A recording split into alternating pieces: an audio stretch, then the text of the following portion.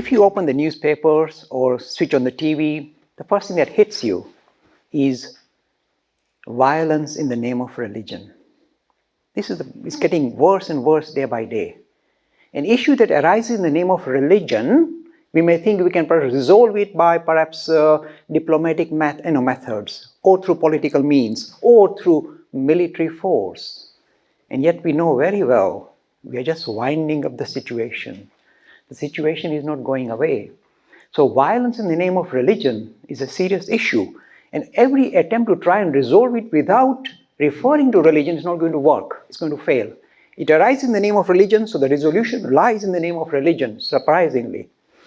And the tradition that I come from, in a way, holds the prescription of how to resolve this very serious issue. And also, the second issue that we face is this major divide between a secular worldview, which we sometimes vilify, which should not be vilified, humanity trying to come to terms with its human condition using rationality and science. It's a science-oriented, rational worldview that seems to be in conflict with what is considered to be a religious worldview or a multitude of religious worldviews. So this bridge is necessary. It is necessary to build this link. Otherwise, we live in a very disjointed world with a multitude of religious worldviews competing against a much more favorable, science-oriented, rational worldview. So in the next 40 minutes, I'm attempting to try and see the reconciliation. It is there. It's not artificial. It's not politically motivated. It's very genuine. How do I do this? You see, one of the unique features of the Hindu tradition is it appears as a polytheist enterprise, belief in lots of colorful gods and goddesses, and yet it is not a polytheist enterprise. It is a very mature, pluralistic teaching. Pluralism means many ways to be spiritual. That's all it says. It doesn't even invoke a god. Many ways to explore spirituality is in the fundamental meaning of the word pluralism. But let me lighten up a little bit. You look so serious as if you are sitting in a dentist chair. How do I present the idea of pluralism to little children? Not many gods, many ways to think about God. And I go to lots of primary schools, talk to little children sitting cross-legged. Mr. Lakhani, tell us about Hinduism, tell. I said, before I start, I've got a question for you, chaps. Do you like to think of God like your Father in heaven? And they look at each other. We are Catholic children. Why is asking a silly question like that? Trick question. And they all nod. I say, wonderful idea. Like God like a super personality, like a fatherly figure looking over us. Such a lovely idea. But you see, there's a problem. You see this little chap in the corner? He keeps tugging my sleeve. He says, I don't want God to be my daddy. Why not, I say? It's a lovely idea. No, I don't want God to be my daddy. What's your problem, I ask him. He said, last night when I was having supper, some food fell accidentally on the floor. And my daddy saw that. He stood up on the dining table, waved his finger and said, naughty boy, no supper, no TV, go to your room. And I started to cry. And my mommy came in the room. And she saw me crying. She said, come here, my baby. And she gave me a hug. And then she gave me a jam donut. Why should I think of God like my daddy in heaven? Daddy is so rough and tough and so hairy. Why can't I think God like my mommy in heaven? Kind and cuddly and hopefully less hairy and giving donuts. I said, my boy, you like to think God like your mommy in heaven? Go for it. God is your mommy in heaven. In 2 ticks, he has understood the depth of the idea of pluralism. Not many gods, many ways to think about God.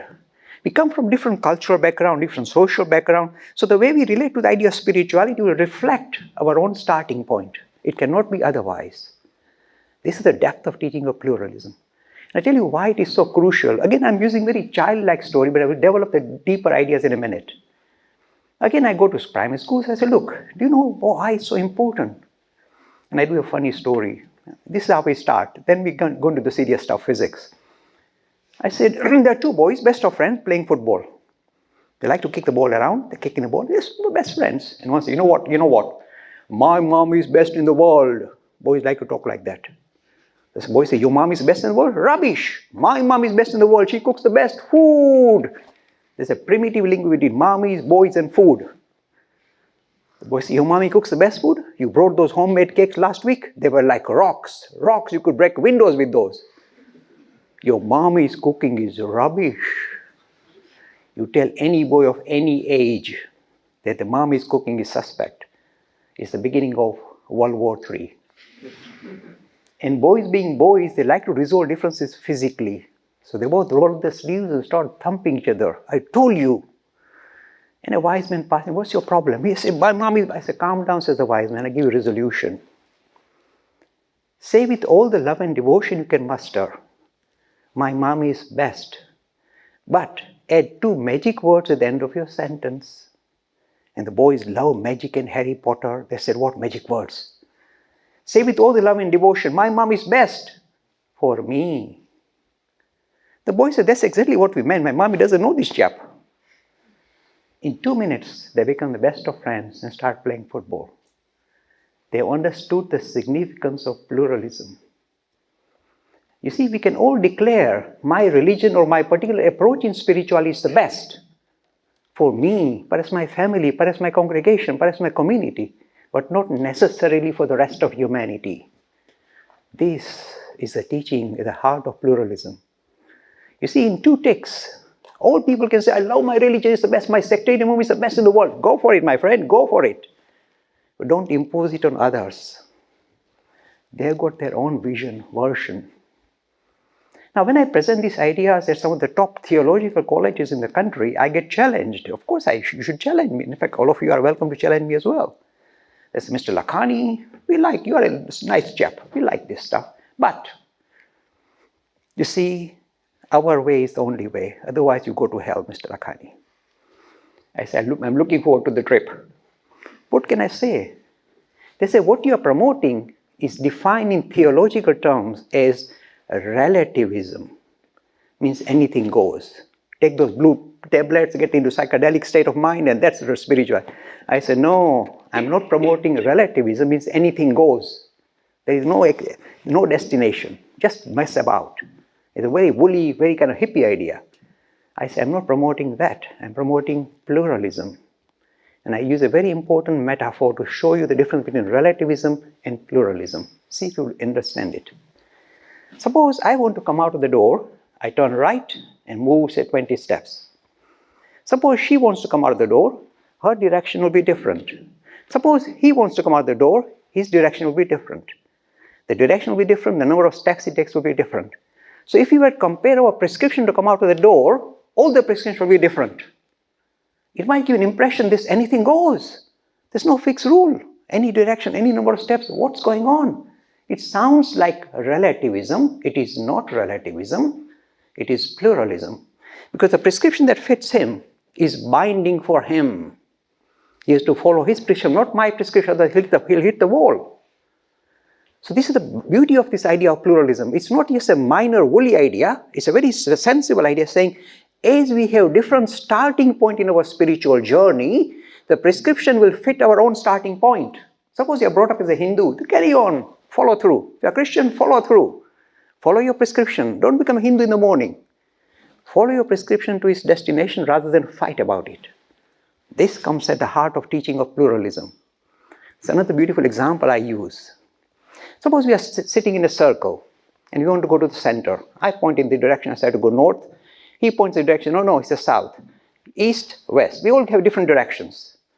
One interesting feature is this. If I'm really genuine about my particular spiritual journey, I will move towards the center.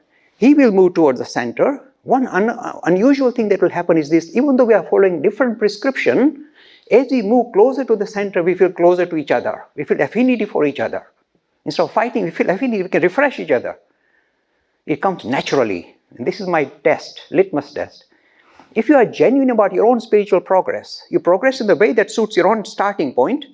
As you move closer to the destination, you will feel affinity with people of other religion who are using different prescription. See the power of this teaching. This is why pluralism is a resolution, it's a prescription that the world requires. And I try and promote it in the media, on BBC, wherever I get in. I really push it in. And there is tremendous resistance from exclusivist lobbies who want to hang on to the exclusivism. Even in the Hindu tradition, there are some exclusivist lobbies who say, no, we alone are right, the rest of you are going to hell. We also have them.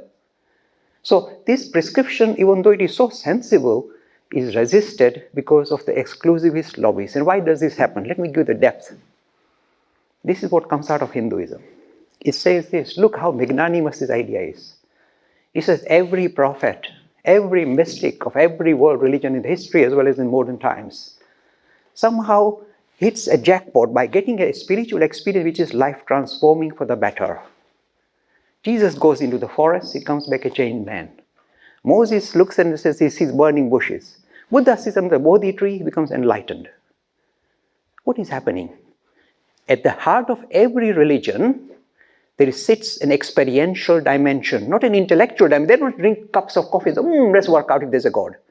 They actually hit a jackpot, they get a spiritual experience which is dynamic, very transcendent. The only language they use is beyond words. It's a very thrilling experience which is life transforming for the better. Remember the word better, because otherwise you get wackos. It's life transforming for the better. And anybody comes near them, their lives get transformed for the better as well. Let's look at the history of humanity. So something happens to them, they seem to touch base with a deeper reality which transforms them. And they're struggling to put that experience into words. Free e-learning course in Hinduism. To register, please visit www.hindu-academy.com. Talks on Hinduism, sponsored by People Care, encouraging caring for the elderly in their own homes. For more information, please visit peoplecare.com.